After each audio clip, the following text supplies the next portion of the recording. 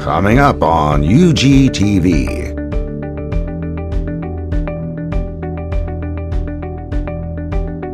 A special session of the Unified Government of Wyandotte County, Kansas City, Kansas.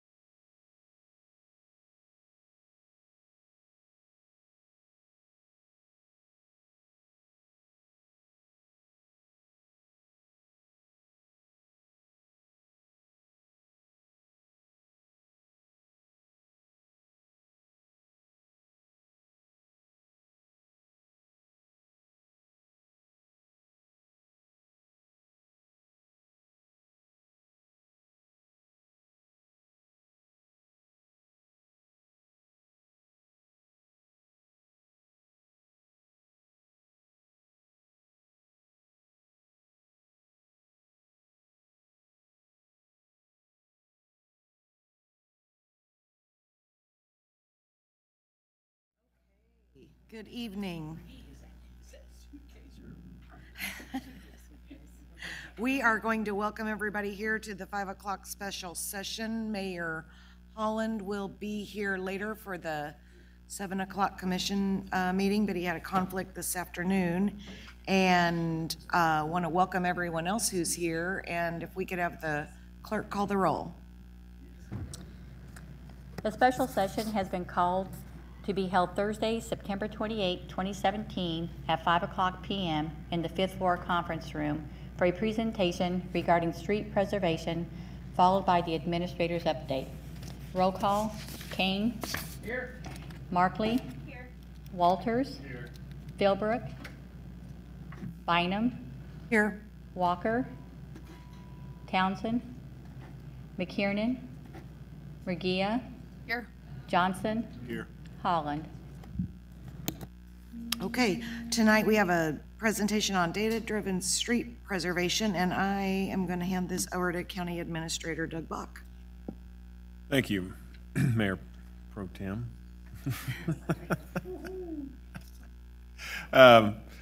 This evening we have two parts to our presentation. As Commissioner Bynum said, we're going to do one on street preservation, and the other will be on my administrator's report. So we'll start with the one on street preservation, and this is an initiative that Jeff Fisher, our new Public Works Director, has put forward as he's been looking through different things that he feels like we can change with the way we operate and do business within our community.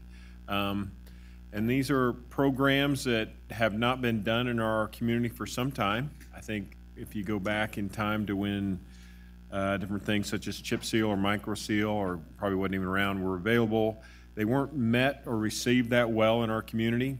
However, there's been a lot of changes to technology since that time. And I think, as Jeff will also demonstrate as he goes through his presentation, that this is a very efficient and economical use of our money that can help us stretch our dollars over and do a lot more work on our streets. So this is a program that I am recommending that we move forward with, and it is our intention to lay it out to you and show you how it will work. And we will be planning to move forward with it next year. So with that, I'm going to turn this over to Mr. Fisher. Thank you, Doug, and good evening. I want to introduce staff once again. Brandon Grover to my left, Asset Management Coordinator, Troy Shaw, County Engineer. Of course, we got Mike Tobin, Deputy Director, and Brent Thompson, Director of Engineering, all involved with this. And then we have several other people, as you might imagine, that will be involved in this throughout. The concepts we're going to discuss tonight, they're based on many years of industry experience. We've also modeled, benchmarked several agencies, several communities in this area to figure out what best approach for UG is going to be. You'll see some evidence of that. It's a little bit challenging to initiate a street preservation program like this. There's budget changes, there's operational changes. The folks are going to see things that are different, things they're not used to. So it'd be a little bit challenging initially, but after the first couple of years, it will be simple to execute. The 2016 citizen survey, it was obvious. The folks believe we need to give some real attention to streets. We're going to. The concepts, again, will maximize the dollars long term, like the county administrator stated, and improve satisfaction. Street preservation, pavement preservation, it's a system. One of the primary objectives is to extend the life of the street, improve safety, and meet motorist expectations. This exhibit right here, with the condition on the left, condition on the left, will be very similar to the system we'll have with our PCI index. Time on the bottom. And what this simply describes, is if you do nothing with the new street, this curve right here, you get about 15 to 20 years of life. If you spend money early, say $1, you are more effective with the treatments, you get more life out of the street, lower cost. This orange area here, 2 to 3 times more. So the longer you wait, the more you spend, the less effective it is. And of course, if you wait too long, it's very expensive and much less effective. So some typical activities that would occur in a strong preservation program would absolutely include crack seal. And it may occur a few times. It may occur several times over the life of the street. You can use chip seal, you can use microsurfacing, thin overlay, which is about 1 inch or less. All of those things depend on the type of street, level of service. Keep doing that. So over here, so an arterial you might use, you'll crack seal certainly, and then you might thin overlay, right? That's different from our mill and overlay, okay? There's a couple of different variations of that. I won't get into great detail there. But on your neighborhood, you would certainly crack seal, and then you would chip seal or microsurfacing. You'll hear us talk a little bit about chip seal, quite a bit. Microsurface would be our preference, generally speaking. We would use chip seal on some of our lower level service roads, parks roads, and others, okay?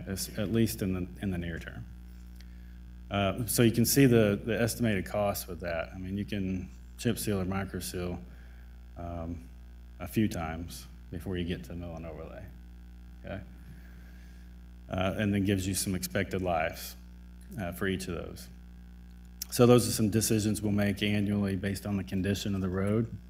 It'll be very data-driven. Some noteworthy things, crack seal was a program for some time internally. Some reason it kind of went away for a short period and then came back about 3 years ago, and we outsourced that. Whether or not we continue to outsource that will be a discussion we'll have. We'd have to buy the equipment. There's a good business case for either, but we'll evaluate that over time. You have supported us, and we have purchased our first pothole patcher, be here in November, and the second we will order in January. So we will be in much better position to maintain the roads on a daily basis. Chip sealing was apparently done some years ago. Back then, like the county administrator stated, it was different. And if not done in a particular way, it can be messy, and the public doesn't enjoy that. So they haven't done that since.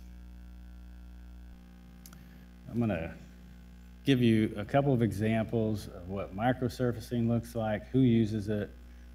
Some agencies really like microsurfacing over chip seal. Some really like chip seal over microsurfacing.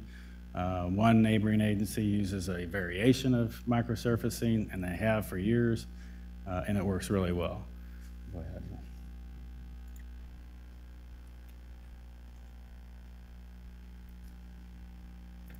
This is actually the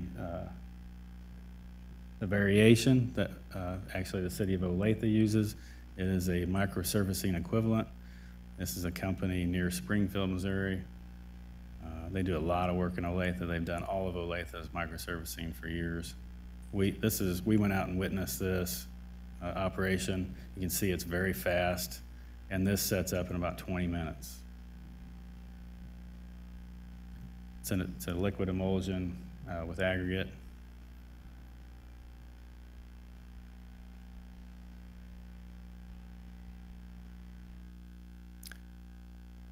So not quite as invasive as mill and overlay, less money, extends the life of the pavement. Good product. City of Lee Summit is a big fan of microsurfacing. They use it extensively. It's their primary treatment. So that's just an example there.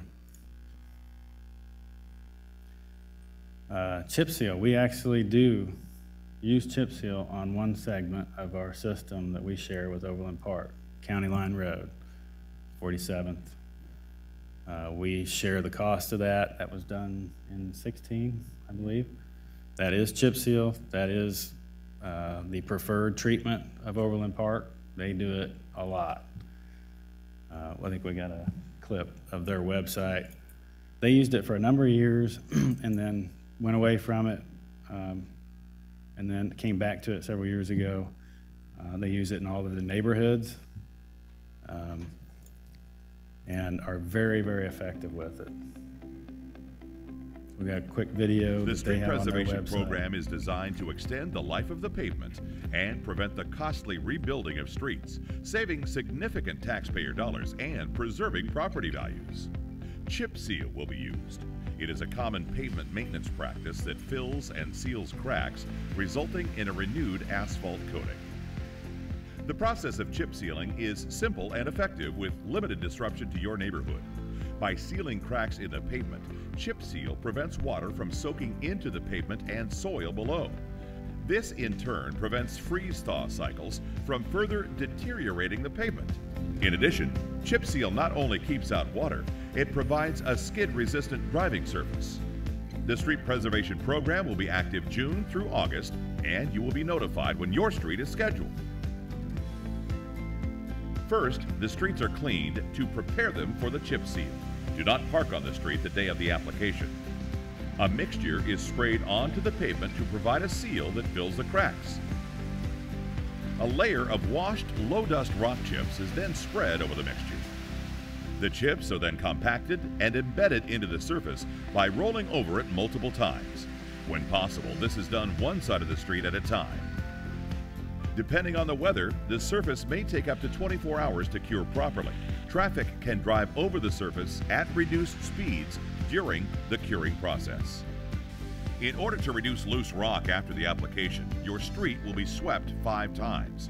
The first 4 sweeps will be completed by the contract crew, twice within the first week after application, once the following month, and a 4th time 2 months after the application.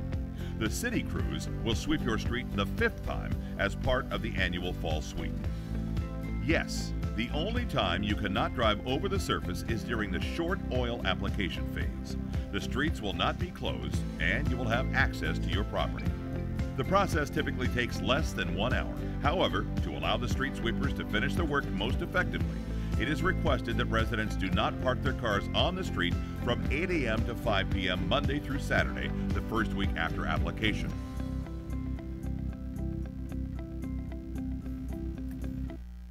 Okay, they've been doing it for a number of years. They're really good at it. They do excellent job with public communication and education. They've got a web page dedicated to it. They do it year after year. So if you're familiar with this area, you want to drive through there. If you haven't already noticed it, you'll notice it when you drive through there. Both of those applications, by the way, require prep. You got to patch, you got to crack seal, and do all that stuff before you put that down. We may do that work, we may not, just depend on the conditions. I think I have mentioned in previous meetings that we will have this vehicle driving every segment of the system. We thought it would happen already, but we had a GIS issue we had to overcome. But it will be soon. They will drive every segment. It will collect a lot of data for us, including pavement conditions. That's our first priority. It'll look at curb, sidewalk, and some other features. We'll have that information late this year. We'll assemble it, we'll filter it, and then we'll begin using it, right? So that's really exciting. It will provide us that great baseline to implement this program. PCI, Pavement Condition Index, it's a system that's been around for a long time. Army Corps of Engineers developed it. All PCI systems are based on that. Basically collects and characterizes all the information you see there, and then assembles it and weights things, and then you come up with this PCI rating. And then you can gauge your entire system. You can gauge each segment. It'll be very effective. It's on a 0 to 100 scale, 100 being the best. And based on that information, with the PCI on the left, right, you have all these applications that you can use. We will focus mostly on crack sealing, microsurfacing, chip seal, overlays. Over time, we might get into some of the fog seal, some of these other applications. We'll keep it simple initially. This is the kind of information that we can collect, we can display to characterize our system, measure it, see where we stand against others. It'll be very useful. And then there's the nationwide average is 60 to 65. We'll know where we stand, right? We may be a 55, we may be a 7. We don't know. But we will know after we're done with this, then we can start working effectively to, if it's a 50, How are we going to address that? And we'll know exactly how to do that. We can start taking steps. If it is a 50, it'll take us a few years to get caught up, but we will systematically.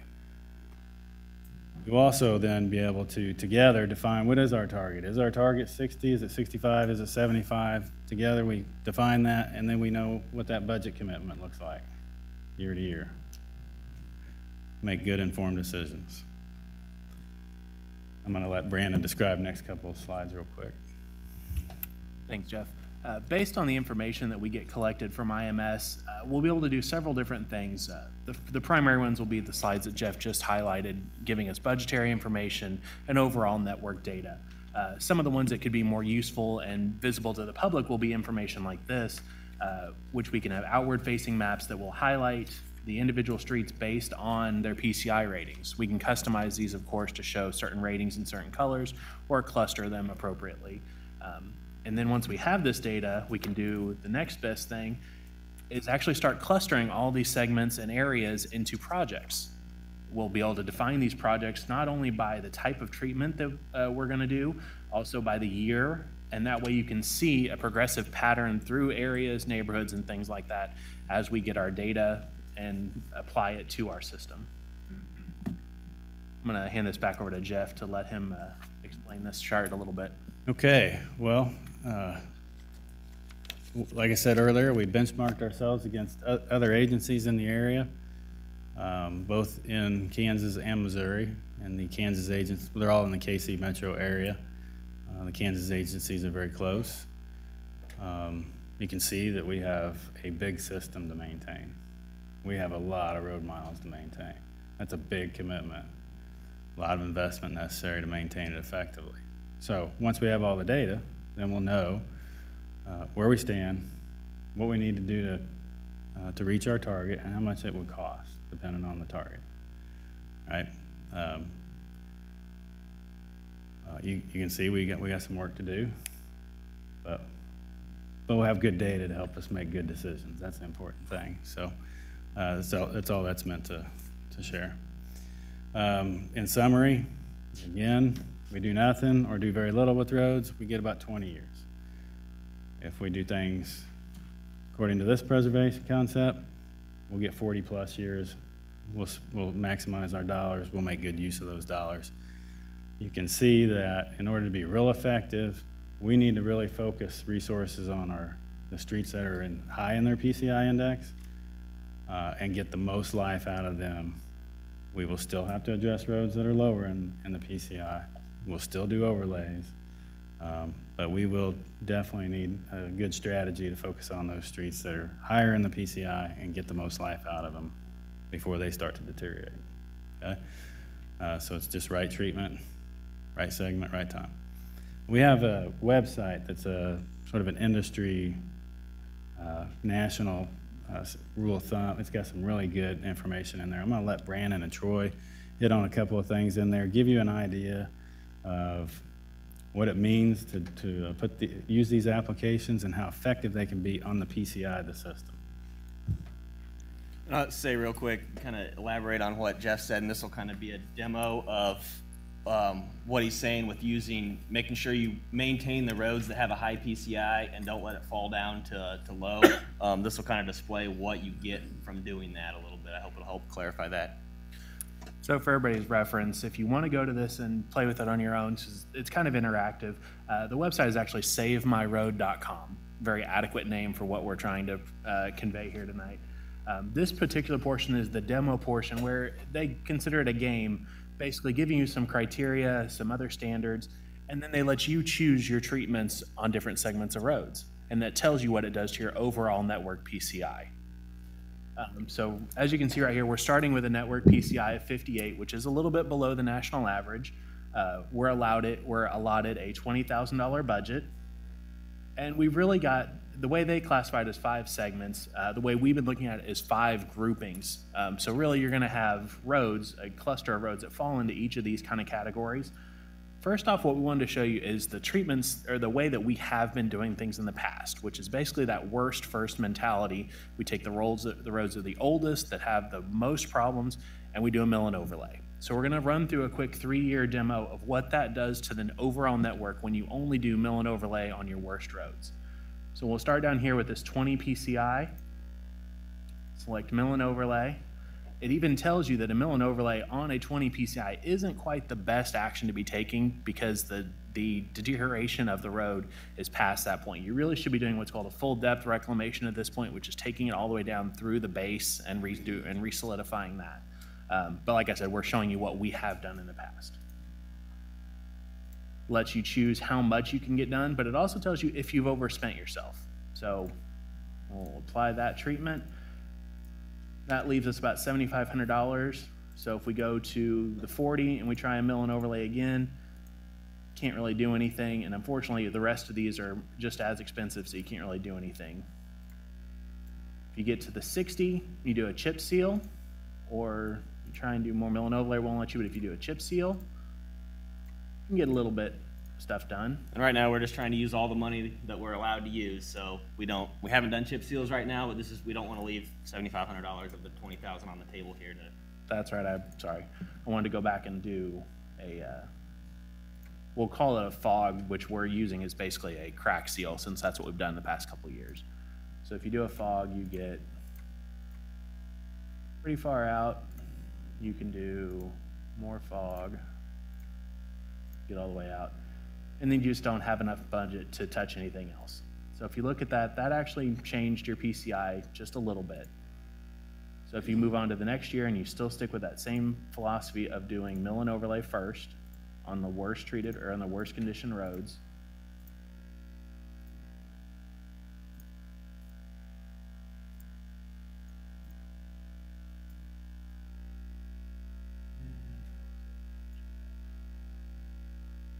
because I've already filled it all, sorry.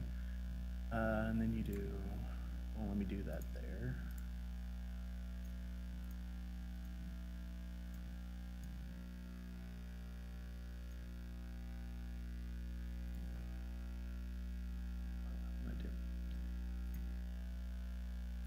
It does take a little bit to get through the 3-year process, but it actually is quite telling if you do it all the way through and see what actually changes for everything over the 3 years.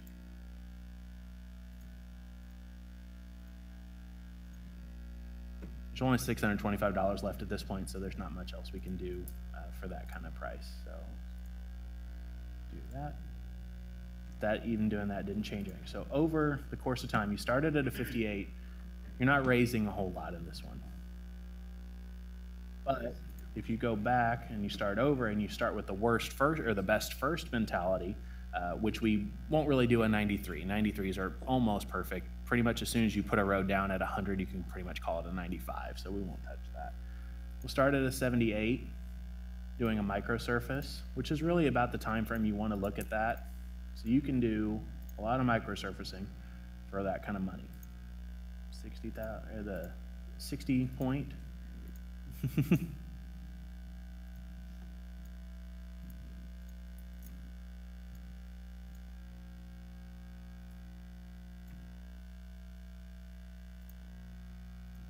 You'll hear us use this term once we get our data collected, and it'll be called backlog. It sounds a little more ominous than it is. What it really means is roads that are past the point where surface treatments can really do a whole lot, where you really have to look at those full depth reclamations or true deep mill and overlay type treatments. So even just that 1 year, we've already raised the whole network 5 points. Going into year 2, we start doing the same kind of thing again. We look for potential options to improve. This year, we can do a whole lot of what's called hot in place reclamation, which is where you heat up the asphalt, mill it up, and then apply an emulsifier back to it to re-solidify it.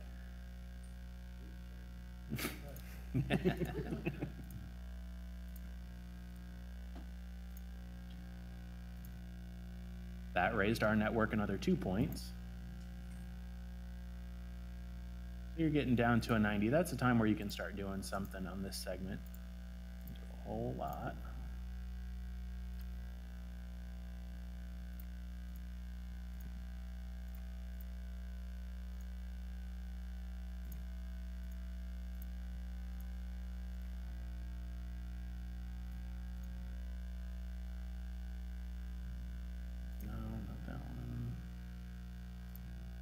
and that raised us another 4 points. So the final on this one raised us from a 58 to a 69. So 11 points over 3 years is a huge increase in your overall net work. That took us from below average to above average on the nationwide scale. So those are the kind of things that we'll be thinking about once we get our data, and we'll bring all this back to you again once we have it in another presentation. Again, the website itself has another page to it that if you have the time and you want to look at it, I would really recommend. It's this first one up here. It's called Pavement Preservation. It basically takes you through what we just talked about in a kind of a more interactive manner. So feel free to visit that anytime you would like, or request it from us again and we'll let you know what it is. Well, that's our presentation. We'd be glad to answer any questions you might have. Sounds like you guys are going to have fun playing with this, trying to figure out how to balance it out on what to do first. Well, and that's part of the information we'll get from IMS after they do this, and link with our Lucity system that we already have. We kind of put all that together, and we work with people that have done this, a lot of people that have a lot of experience doing this, and kind of help us come up with the system and how we rank roads and what we do at what different PCI index. So yeah, it'll be a lot of work. We have a lot to look forward to. I'm kind of excited about it. So Well, we could turn loose about 3 or 4 15-year-olds, let them play with it, and come back with some suggestions, because they like to play these games anyway. That was one of the first things that when Troy and I were doing a little bit of research on for this presentation, we came across the first page of that website and were completely blown away. And by the time we got to that last one, we were just in awe of how effective of a tool it really is. And just to kind of show you what we will be looking at on a much grander scale, but still you see what we're looking at and you can see why we're making some of the decisions we make in the future. Mr. Bob? I just want to clarify too, and Jeff, part of the philosophy behind this is that we will begin treatment on streets now that you otherwise don't see us on. So part of your constituency is going to look at and go, why are you treating that street? This stuff over here is a lot worse, and it's because the program here is to keep it from all falling into that lower level, as he just demonstrated as he went through it. But I think that's one of those things that comes back to you later, that you realize you're going to see street crews out working on these streets that look pretty good, and that's because we don't want them to look bad before we fall into this program, and that's how we keep from having a whole bunch of streets down in the program where they all got to have the more heavy mill and overlay done to them. And that's kind of a big takeaway for my point as I look at it too, that could come back and you could hear people commenting about that, and just understanding how the overall program works and allows us to gain more street miles over the years. And actually, well, we'll spend the same amount of money, but by spending less, we're covering a whole lot more miles. Right. On that link, Commissioner Murguia? Yeah. they can play the game. Will you also, using this same method, will you look at roads with the most amount of traffic when you're prioritizing? Absolutely. The levels of service, yep. Volumes of traffic will be heavily weighted. And then have we ever taken a look at roads, in particular roads like in the city, older roads that are not being utilized, or pieces of roads that could be eliminated? Have we ever looked at that? Not that I'm aware of. That isn't something we have looked at, but there's a couple tools built into our review of this that could potentially highlight some of those instances. Low ADT roads, roads that don't have a great base below them, that would obviously show that they weren't built for a large amount of traffic, and we could potentially isolate things like that. I just wonder, because when we developed the Walmart market in Argentine, there was a road there that really was a public safety issue. It was causing a lot of damage because of the steep incline of the road. I mean, there were just so many reasons to shut that road down, and it really wasn't serving any purpose except causing us a lot of problems. And I just wondered if in other areas of the city we've ever looked at our roads like that. It's a good question. I think eventually we want to do that broad assessment of the system, and are roads necessary?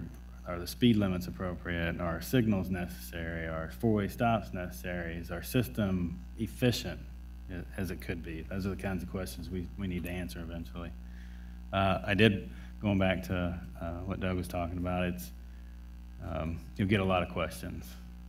Microsurfacing will come with questions on its own. Chip seal will come with questions. People are going to call. Microsurfacing and chip seal both have a rough texture. Kids that ride their skateboards, people riding their bikes. You're going to get questions, and so we'll do the best we can to make sure you're prepared for that. We're not going to start this soon. It'll be next year, but before we get to that, we'll be back in front of you and talk about this kind of stuff. So we'll make sure you're as prepared as you can be. You're doing a great job, as I said before, fantastic, and I do really like the proactive approach to dealing with road issues instead of the reactive approach. I didn't mention alleys, but I know I have with at least a few commissioners, and we're developing that strategy, and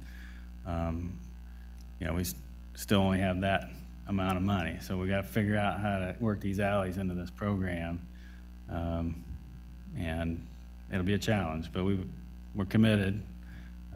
If we can, we're still going to try to squeeze in 3 to 4 alleys next year, sort of an experiment, and see how that works, which technique's best, that kind of stuff. So.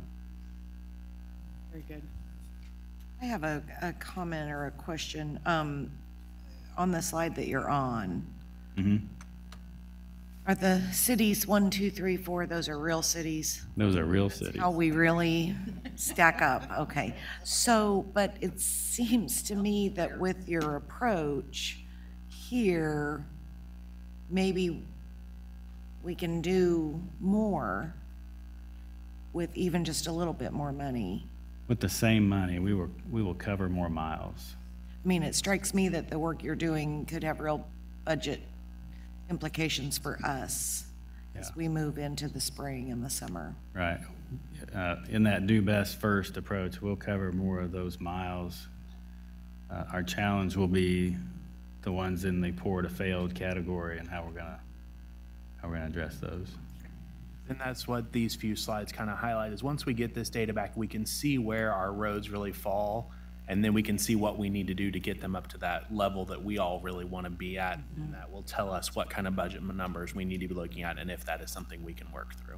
And then in our next, kind of help clarify what level, what's a 70, Well, I think we're going to come back with, okay, here's what our roads are at, and here's pictures of, this is what you're looking at when you're looking at a 50, a 60, a 70. So you kind of see, okay, well, that's unacceptable. We should not be there. So that's kind of what we'll come back with you after we get this data. Okay, I think that's great. Other questions or comments? I appreciate it very much. I know everyone does. All right, if there's nothing else, I'll hand it back to Doug Bach again. Thank you very much. All right, thank you. And as you can see, this is as its new innovative approach to it, it's also a very data-driven approach as we go into this. So we will be measuring things based on the reality of how someone goes through it and looks at the street conditions, and we'll be able to plug that back into our systems and then be able to measure our results as we go over time. All right, well, no videos in this next report. It's the always riveting administrator's report that I know you're on the edge of your seat for, waiting for it to come up as we move along months through the year. This is the one I will just note as I go through it and put through this section the overview of the commission goals. So as you set out your goals for me, and as you get your evaluation forms and such, you always have it broke out. These are the different categories. So as I did last year, I went through and broke it out by the categories, and in these quarterly reports, I go through and give you updates of what we're doing. It's not 100% inclusive of everything that's going on within the government, but we try to touch on a lot of the more hot topics and bigger areas that are in there and provide them in the reports. Earlier today, I had Rocky send out to you electronically this report along with the previous ones that were done since my last evaluation. So when you get the evaluation forms, you'll be able to look at that and see what falls under each category and where we're going in each area, because that's always been your comment about how you're knowing where we're falling. So all that information will be there throughout the year on each area. As we go through, as I've done in others, I'm not going to read everything off of each slide because there's quite a bit in this report, but I will try to just go through and just highlight a few different areas that I've noted. And that's for various reasons. Sometimes they're ones that people have asked particular question about, or some that just we spend a lot of time on working, but it can be varying reasons why we point out some of these. Okay, in the area of public safety, I'll start with the police department. Project ACT was a new initiative put forward by Chief Ziegler and his team. It really ties in well with our SOAR initiatives, and this is our focus this time was within areas from 7th to 18th Street, Grandview to Pacific, where they specifically go after crime, traffic issues, and blight. And this area has seen a significant reduction in crime due to the increased presence of law enforcement resources that we put into this area. And we will measure this, how it comes out in the end, and then we'll continue to enact this and move this project throughout the community. Fire department, one of the more notable things was being able to move forward with our promotional process. We completed 41 drivers. And I just noting that point, I believe we have 65 on the department. So it just shows how far back we had fallen by not being able to go through our promotional process. 16 captains and 15 battalion chiefs. So we went a long ways down on the list right off the bat after moving through this program. And this has really helped us to go in and help the chief get people shored up into the actual those command positions. And then we've done the same thing in moving through the chief positions over these. Also, I'll note the hard work that was done on House Bill 2079, which was the ground emergency medical transport activity. This is one that will really help us in billing and getting into the state Medicaid program. There's still work to be done to get the program implemented, but getting it in place now, this could have results where it could come back to as much as $1.5 to $3 million annually that we could collect more because of this legislation. Also in the fire department, as per what we did with our SAFER agreement and direction from the commission, we've continued to hold meetings with local IAFF, Local 64. We're working on the plan for fire station locations and resource allocation, and we're anticipating that we'll be bringing this plan back before to the commissioners before the end of the year. The Sheriff's Department, this is really, we've put information out about this, but I don't think we've really talked about it. They implemented a new behavioral management tool, and this is really a notebook or a tablet that they're able to give to the prisoners. And it's an educational program that's provided by this group and allows the prisoners to go on here and get themselves ready for GED preparation. They can also use it for some reward or success. They don't have access to go out to the internet. It's a very restricted program, but it's one that you can put these tablets in their hands, help them educate, become more informed, learn about things, and if they go out and then do proceed to get a high school education or even other areas of education, but what they're able to do on this tool. It's provided free to us through this program, so really watching this work, and we'll be able to measure this and see the productivity as comes through the coming years of having this in place.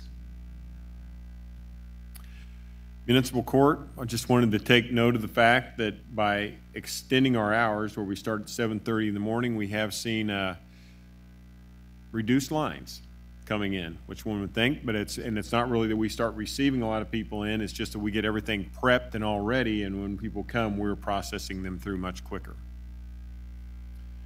In emergency management, we attended the rail safety and hazmat emergency response training, followed by site tours of Burlington Northern and Santa Fe and Union Pacific rail yards, discussing hazmat operations at each of those facilities. In our community corrections, note the fact that our number of youth going into group homes has been reduced to almost zero. And in fact, during this quarter, we did hit zero during 1 week. I don't know, we haven't just continually done that, but that's the first time we've ever gone to zero in our community since we've, well, I'll just say over 40 years. So quite an amazing feat of what's going on with that program. And as you'll note, the rest of the stats on this show reduced numbers in different prison populations or community correction populations. Infrastructure, the final plans for the first phase of Leavenworth Road project has been approved by KDOT. This project's going to advertise, or did advertise, and set to award in the middle of October. Road construction is to begin in the spring of 18, and utility relocation work will be done by the end of this year. Additionally, we began construction of 18th and Central intersection. We're looking to complete this by the end of this year. We completed resurfacing of Steel Road from 18th to 34th Street. I believe that road was quite rough before we started that project. And this just continues on, more list. A lot of these for the water pollution control projects that are out there. So this is just compiled between all these sheets. There's just a lot of list of different projects that are working on, I think, for you to go through and have a record of and reference to. I will note that parking lot D, security access, this is the one that sits behind the Justice Complex connected to the courthouse, is 90% complete. We anticipate having that operational, fully completed for that security upgrade in October. Here's a list of additional projects that are going on from a park system.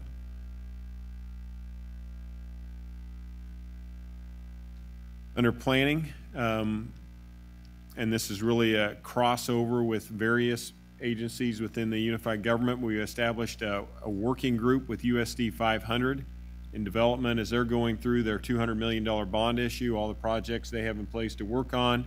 We put together this group to sit down with them, give them a lead so they have that contact to be in place with, but let everybody know what they're going and kind of fall in line with the sequencing of the different projects they'll be working on over the coming years.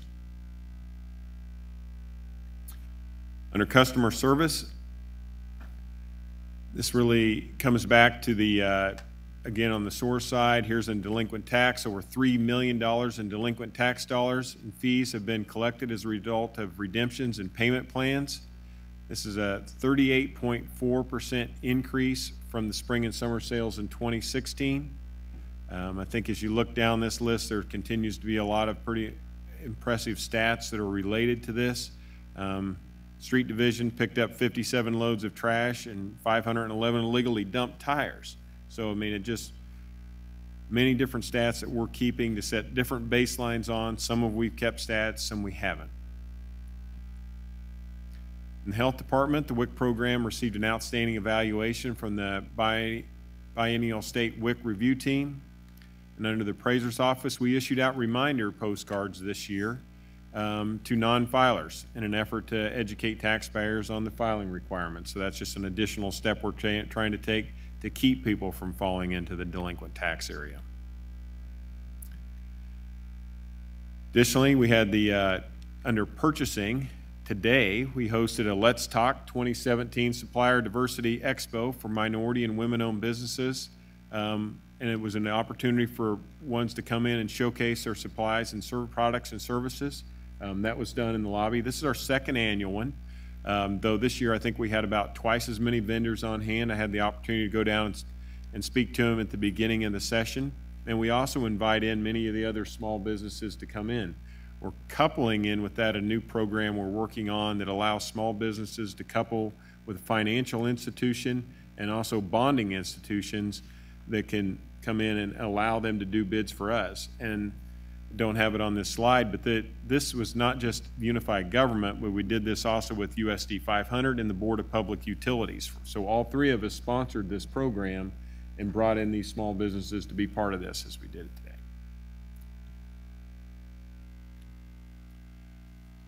Under DOTS, they received notice from the Department of Justice that we received an award of almost $500,000 for technology and public safety grant, which increases our capability on our traffic cameras. So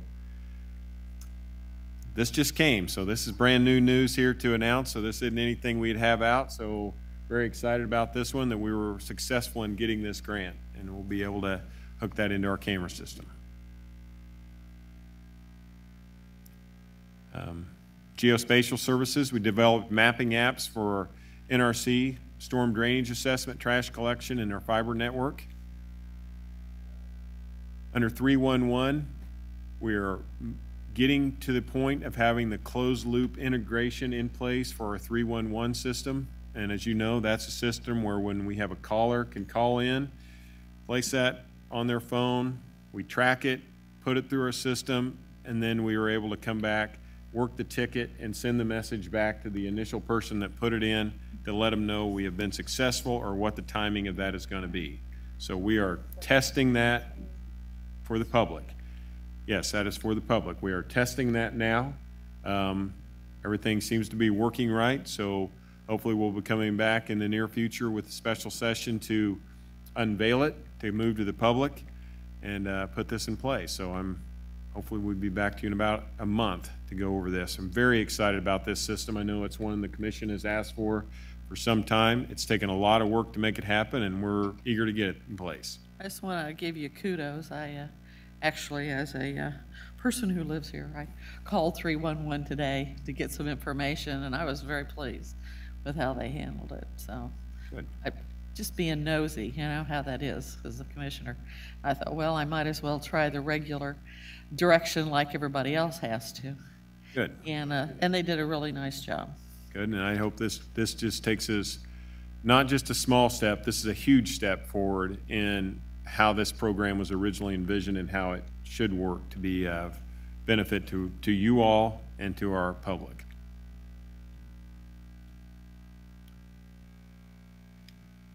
More than 60 current completed. This is part of our innovation, I guess, from performance management, and this is putting our performance managers out there that they've worked 60 projects that they've been in place with, or some of them that they're working on right now.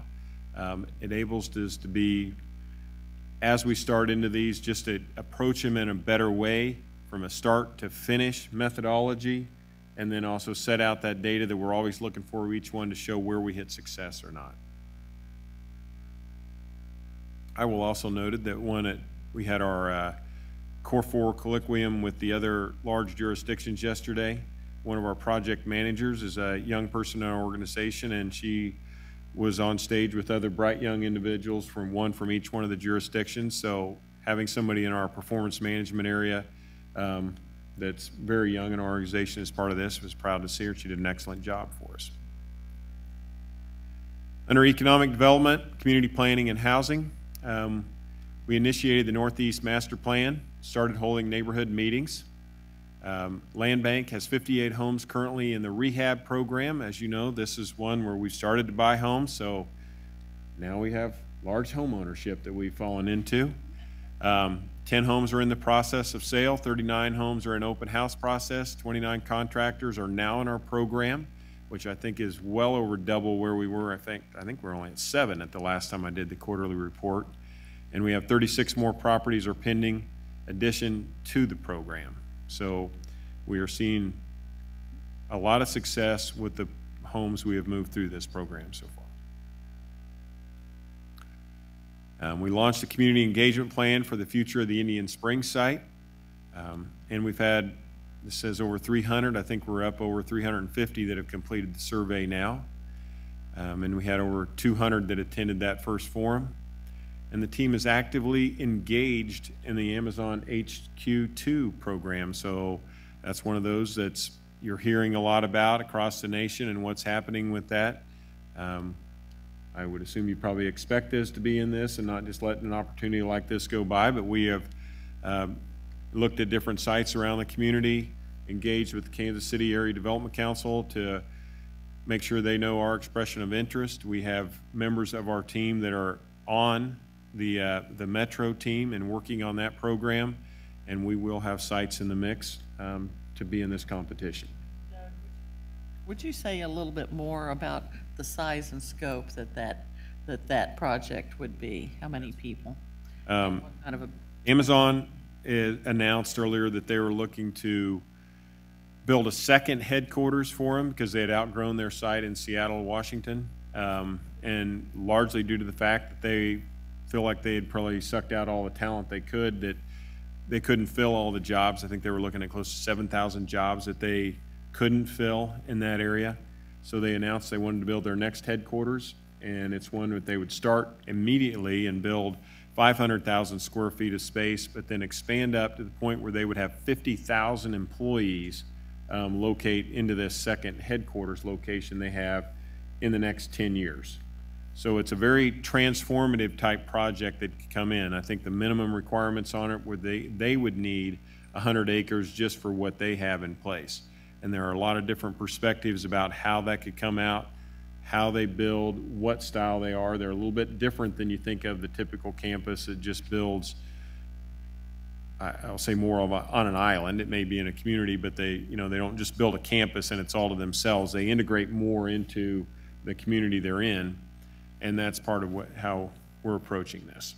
And we're approaching it with the rest of the metro as we move forward. Under NRC, I'll just noted they have 735 new businesses filed this year.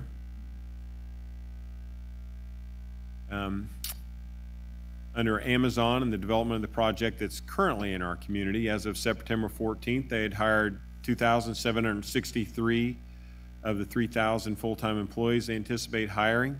Of this number, we were at 36% from Wyandotte County residents. So feel very good about that, to have 1,000 employees out there working in this facility. That was our target, that we would come in at a much higher level than we do when other businesses have located in our community. So this is working very, very well for us.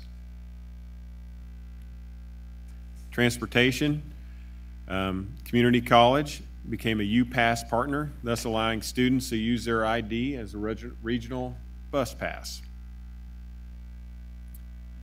Project Hope, which is part of the health department effort to reduce infant mortality in Wyandotte County, held its second baby shower of the year to provide information directly to families on safe sleep for babies and tobacco cessation. We heard you, Melissa. Human Services, the landlord-tenant brochure has been reprinted in English and Spanish and focuses on issues like property maintenance, care in animals, and code issues. This ties into our SOAR initiative. And I think this is a good cross-section as to how our SOAR initiative ties into almost every department we have in the unified government. Additionally, on SOAR, we now have done our 8th mowing round of the season, which is more than doubling our 2016 results, which you recall we were really closer, I think, to 3. So this has been very successful in getting through this, and thank the Commission for putting extra money into this program, and also to the staff for the efficiency and the way they've gone about and approached this to get more out of our approach into it too. Streets Division will be installing GPS units on all snow removal equipment in late fall of this year. Are you telling me they didn't have that before? We did not have that on all ours, no. Oh my goodness. That explains a lot. Sorry. In the health department, in response to the families in need of diapers, the health department participated in a distribution site for the Happy Bottoms program, serving over 200 families. You know, it's just the range of various things we get to cover in this presentation. That's probably the part I like the most about it, where I can, we can go from mowing lots to diapering babies. Revised Unified Government Administrative Appeal Board procedures for the unfit structures, rental license and property and maintenance codes done by the legal department, which again assists in our SOAR programs. Boarding standards have been updated to include windows, doors, and other structure entrances to better preserve the integrity of the structure and reduce damage internally, keeping that house in place till we can get it in place to start renovating. Federal environmental review process causes 60 to 90 day delay in the demo process. Not really a positive point to put up here, but it is one that I just want to highlight to the fact that you all have funded us now starting in 2018, where we will no longer be using HUD money as part of our demolition process. And this is making sure we just noted what our measurable data was, and we spend 2 to 3 months working through federal regulations in order to use that money, and we have for years, which obviously slows us down when we're trying to clean up the community. And this goes away starting next year because we will be 100% funded from local dollars in all our demolition. And the additional money that you all put into this program, it allows us to hopefully be able to use it practically, because if we still had to abide by the HUD guidelines, we probably couldn't even use the additional local money to put in here. Additionally, under NRC, hosted and coordinated the Good Neighbor training, where the focus is on a specific UG department and its functions and services. 8 trainings have been completed so far this year. Just noting the total attendance in Parkwood School was up to 11,143, and you'll see from the previous years we've gone up from 8,500 to 10,300 and now over 11. Sporting KC hosted its King of the Court futsal tournament in 4 consecutive weeks in our parks throughout the city. We submitted our partial consent decree in 2017 semi-annual report to the EPA. There are times when we highlight and talk about this a lot. There are times we don't have as much conversation about it, which is probably what happened over the last few months.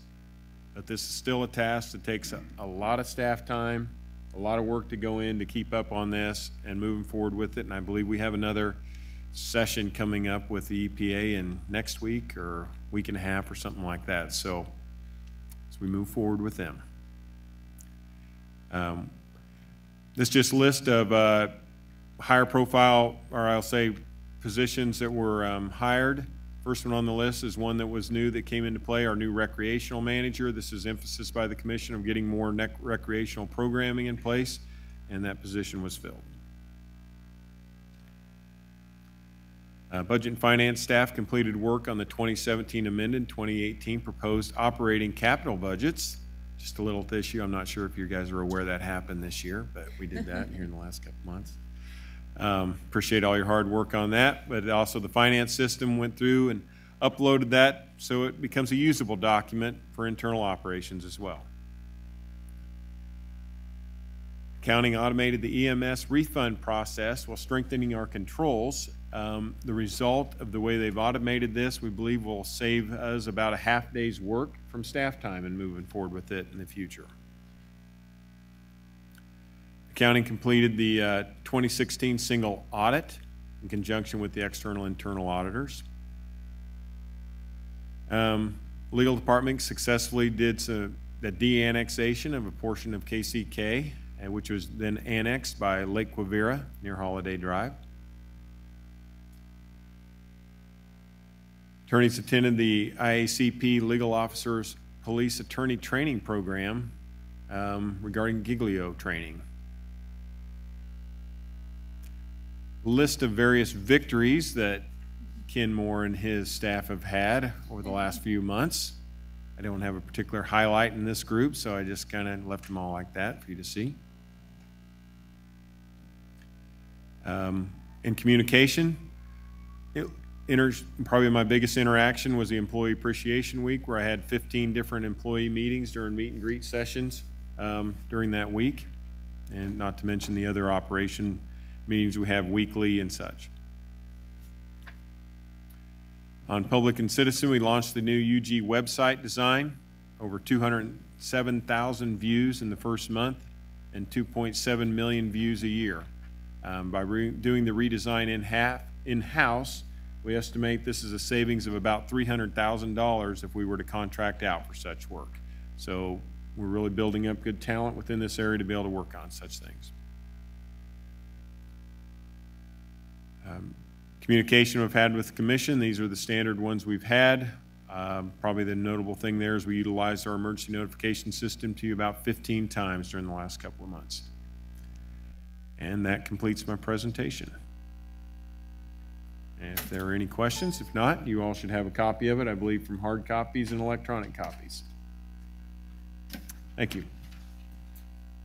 All right, I guess no questions or comments. I was just going to ask if you could go over all that one more time for us. Certainly, Commissioner. Okay. And I believe that we have nothing now until our full commission meeting at 7 p.m. Is that correct? That's correct. So we are adjourned from this meeting, and we will reconvene at 7 p.m. in the commission chambers. Thank you.